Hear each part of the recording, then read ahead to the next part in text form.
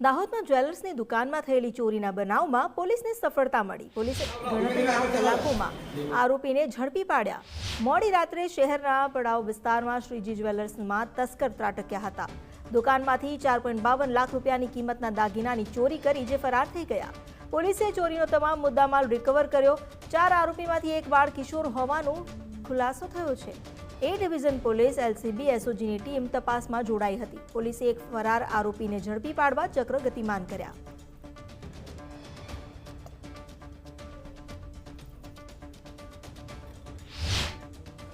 શોપની અંદર રાત્રિના 2 વાગ્યાની આસપાસના સમયે અજાણ્યા ઇસમો દ્વારા તેમના દરવાજા તોડી તાળા તોડી જ્વેલર્સના શોરૂમમાંથી 1 કિલો 945 ગ્રામ ચાંદી અને 6 ગ્રામ સોનું, કુલની કિંમત જોવા જઈએ તો 4,52,000ની વેલ્યુના જે મુદ્દામાલ હતો એમની ઘરફોડ કરીને નાસી ગયા હતા.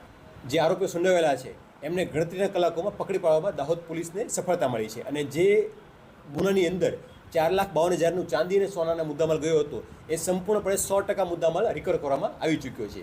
જે આરોપીઓ સંડોવાયા હતા તેઓનું નામ જોવા જઈએ તો રાજુ સકરિયા પલાશ જે મોટી ખરજના છે, નિકુલ હરસિંગ ડાભી ખરડીના, મુકેશ મંગુ પલાશ મોટી ખરજ અને એક ચોથો વ્યક્તિ છે એ કાયદા સંઘર્ષ બાળક છે. આ 4 પૈકી 3 લોકોને પકડી પાડવામાં પોલીસને સફળતા મળી છે અને 100% મુદ્દામાલ છે એ રિકવર પણ થઈ ચૂક્યો છે.